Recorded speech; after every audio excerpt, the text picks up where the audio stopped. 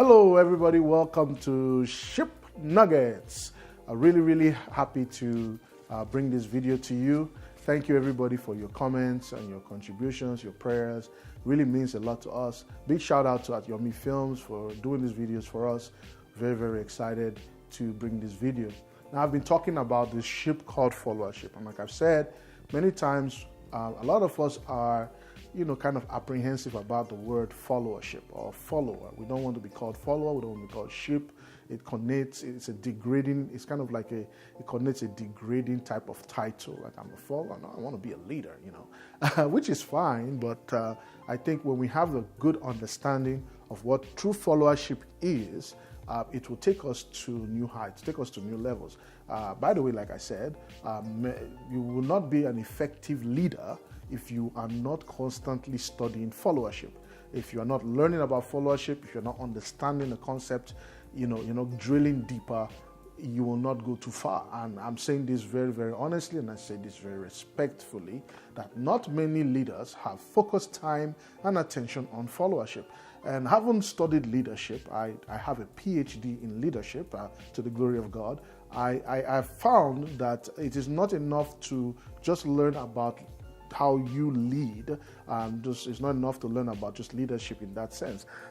Leadership, within the leadership construct, is followership.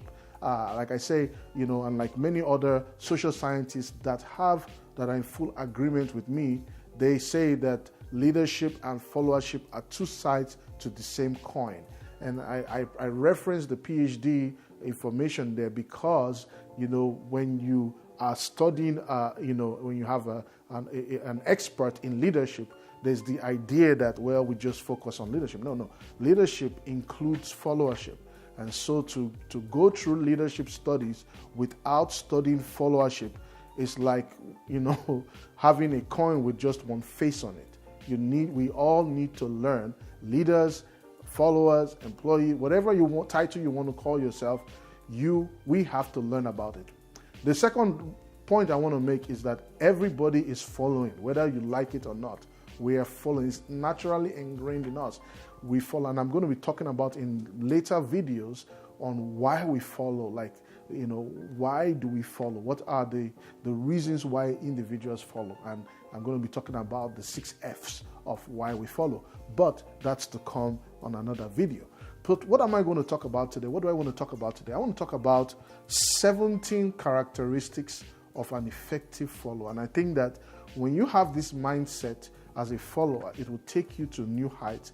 Regardless of where you are in life, it will take you to new heights. And many times when a new hire comes in, like at my place of work or anywhere I'm always looking to see these characteristics, to see if this person is going to end up being effective follower, a follower that's going to want to be a partner, a follower that wants to be a disciple, a follower that wants to grow the organization. These are some things that we look for, and these are the things that as a leader you should be looking for, and you should be looking to build and inculcate within your team. So here they go.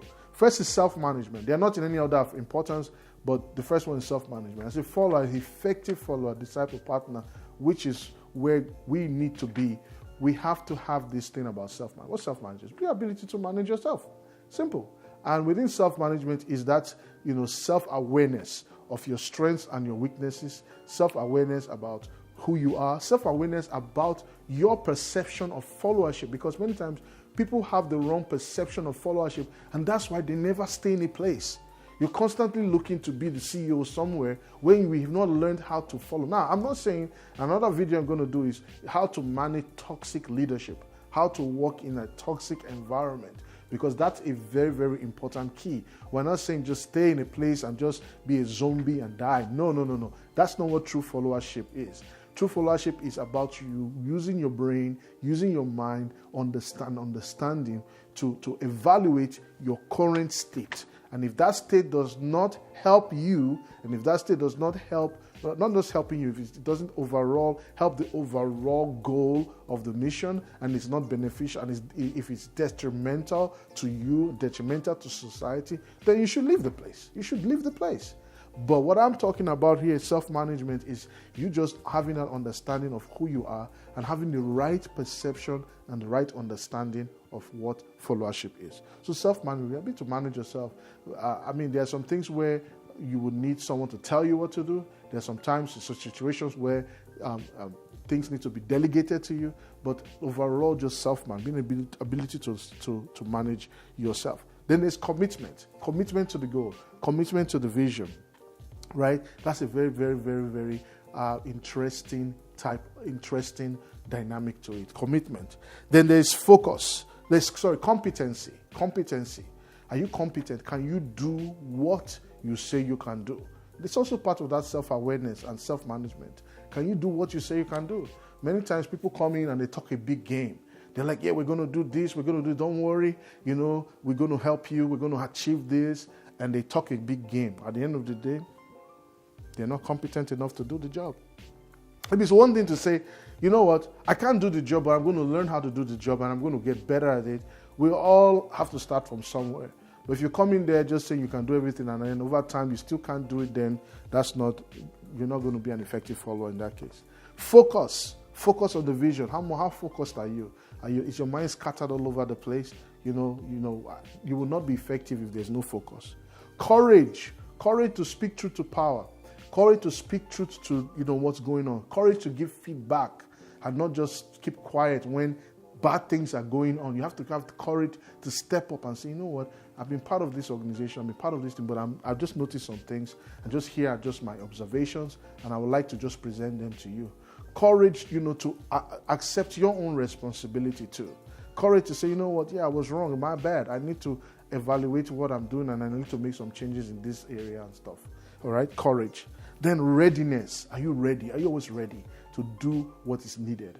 Are you ready to respond to the call? Are you ready to respond to the vision? Are you ready to respond to the task? That is what effective followers do. They're always ready. Critical thinking. And by the way, most of these things are in my book here, Discovering Followership. When you go through it, I really go in depth in terms of talking about what these characteristics are. Critical thinking, like I said, Kelly talked about it in his book, The Power of Followership. Critical thinking, the ability to think through what's going on, the ability to engage your mind in the process of leadership. It's not personal, process. When you engage in critical thinking, we're not saying criticize the leader. It's not about criticizing the leader. We're saying look at the process critically and lend your voice towards making it better. That's what we're talking about. It's not criticizing. It's not finger pointing. It's not backbiting. It's not gossiping. No, it's critical thinking. Different things. Then there's participation. Willingness, critical thinking and participation. I lump them together. Just participate. Let's see you. You can't say you're an effective follower and you're not present. Again, remember that when you follow effectively, you are auditioning for your leadership. When you follow correctly, you are auditioning for your leadership. Because many times what you display as a follower is what you end up displaying as a leader.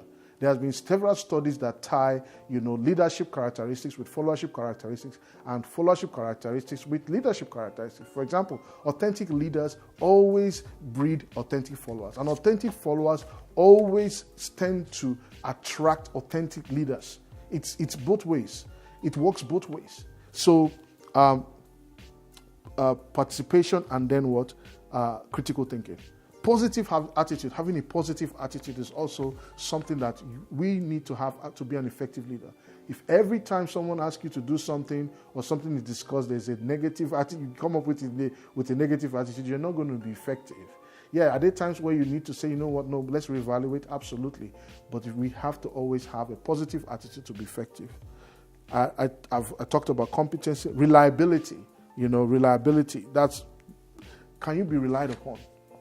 You can be competent. You can have the ability, but can we rely on you? Are you going to show up when push comes to shove? Reliability is very, very, very, very important in this, in being an effective follower. Being a good steward, are you able to manage what is put in your hand? Remember, one of the shifts that we'll be talking about is stewardship. Can you steward? Can you manage what is put in your hand? For you to be effective, you have to be a good steward. Then I like this one. I call it submissive initiative. Submissive initiative. This is a mistake that a lot of followers, rookie followers make, especially when you have a strong personality type leader. You know, a strong personality type leader wants to always take the glory. They want to be seen as the ones that are bringing forth the ideas. Okay, they want to be seen as the one that bring forth all the great things that happen in organization. So submissive initiatives, an example of that is like in the Bible where David goes to Saul. Saul was an egomaniac, absolutely. But when David goes to Saul to tell Saul that, listen, I want to fight this Goliath, it was done in a submissive, it was an initiative. It's like, I'm going to take it up. It was like, look, I'm not trying to disown your power. I'm not trying to disown you, but listen, I think I can take that guy out. And you notice David was not the one getting the glory for himself. It was the people who were, I'm talking about King David in the Bible. They were the ones giving him the accolades. David didn't go pumping his chest and say, I killed Goliath, at that particular time. No, because he knew that if he did that, Saul would get jealous and get upset. So sometimes when you are presenting things to your boss or you're presenting, do it with submissive initiative. Instead of saying it's my idea, say it's the idea. Like toss the boss a little bone here and there. You know what I'm saying? Even though you may be well equipped to do it, submissive initiative is saying, look, I'm going to take initiative, but I'm also going to do it within the context of a team. I'm going to do it within the understanding that it's teamwork and that there are leaders that I have to report to and I have to work with. And that makes you effective. Remember that leaders who, effective followers also become effective leaders. And when you use submissive initiative, again, you are demoing a way to where you can empower that amongst your followers as well. Unselfishness. Effective followers, tend to be unselfish. They don't look at I'm not saying there are not some effective followers who are selfish. I'm saying that most of the time, for you to be effective, you have to be unselfish. You have to look beyond yourself.